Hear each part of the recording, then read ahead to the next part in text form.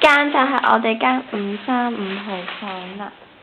我哋個廁所咧都好靚㗎，呢啲人咧成日企喺度沖涼俾我哋睇晒。我同 Cyrus 咧就坐喺個浴缸度沖涼，琴晚一齊浸浴啲水都未洗。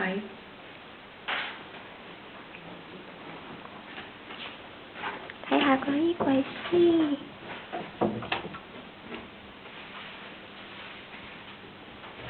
Cyrus，你做緊乜嘢啊？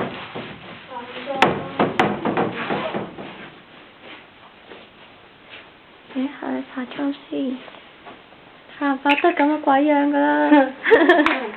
咁我係唔？呢啲人你又做緊乜嘢啊？準備走。做餐先。佢兩個琴晚前面連一晚都好亂。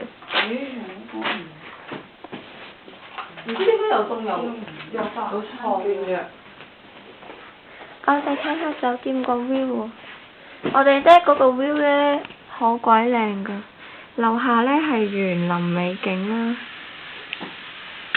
出邊咧係大海嚟㗎，有藍藍的天同埋白白的雲。我哋咧準備去吃早餐㗎啦，但係佢哋啲嘢未執晒，我唔明點解佢哋要執咁耐咯，阻鬼住晒，我好肚餓。